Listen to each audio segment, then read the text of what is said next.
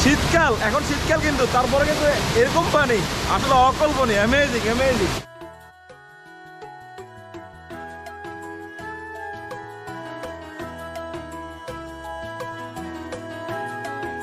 নাপাকুম জলপ্রপাত বান্দরবান জেলার থানচি উপজেলার রেমাক্রি ইউনিয়নে অবস্থিত। পানি প্রবাহের দিক দিয়ে এটি বাংলাদেশের অন্যতম বড় জলপ্রপাত। কেউ কেউ একে আবার বাংলার নয়াগ্রা হিসেবে অবহিত করে থাকেন। আপনি যদি অ্যাডভেঞ্চার প্রিয় হন, বান্দরবনে ট্রেকিং করতে চান কিংবা দেখতে চান বান্দরবনের গহীনের সবুজের খেলা, আদিবাসীদের জীবনচিত্র, সাঙ্গুর ভয়ঙ্কর রূপ, শীতের টলমলে পাথরে জলের খেলা, তবে আপনার জীবনে একবার হলেও যাওয়া উচিত এই অনিন্দ্য সুন্দর ঝর্ণায়। নদীর ঠিক ওই পাশটাই হচ্ছে রেমাক্রি জলপ্রপাত। ওদিকটা কিন্তু অসাধারণ লাগতেছে। আর এখানে কিন্তু অসংখ্য এই যে বোট আছে, যারা গতকাল বোট নিয়ে আসছে অথবা লোকালিও বোট এখানে কিন্তু পাওয়া যায়। স্রোতে কিন্তু মনে হয় যেন আমাকে টেনে নিয়ে যাচ্ছে ওই দিকটা, এত পরিমাণ স্রোত এইখানে। এখনই এরকম সুন্দর মনে হচ্ছে, কিন্তু যখন বর্ষাকাল থাকে তখন কি পরিমাণ সুন্দর থাকে এই প্লেসগুলো, আসলে আনবিলিভেবল আনবিলিভেবল।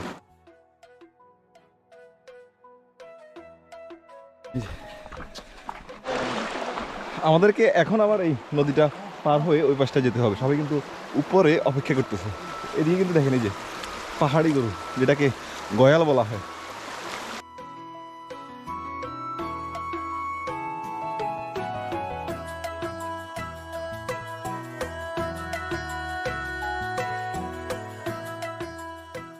যেতে যেতে আমরা এই ধরনের বেশ কিছু ঝর্ণা কিন্তু পেয়েছি, এবং এইখানে একটা খুম দেখতে পাচ্ছি। এটা কিন্তু অনেক গভীর, ভিতরে কিন্তু অনেক গভীর, কেউ ঢুকলে হয়তো ডুবে যাওয়ার সম্ভাবনা থাকে। ওই দিক থেকে কিন্তু এখনো পানি পড়ছে।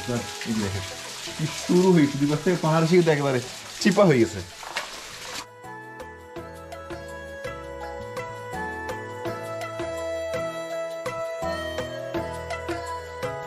আমরা হাঁটতে হাঁটতে প্রায় 1.5 ঘন্টারও বেশি হেঁটে ফেলছি, কারণ এখন 9:30 পার হয়ে গেছে। যাই হোক, তো আর কতক্ষণ হাঁটতে হবে সেটা আমরা জানি না।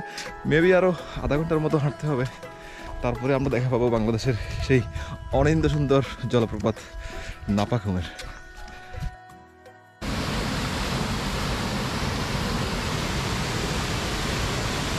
শীতকাল, এখন শীতকাল কিন্তু তারপরে কিন্তু এরকম পানি আসলে অকল্পনীয়, অ্যামেজিং অ্যামেজিং।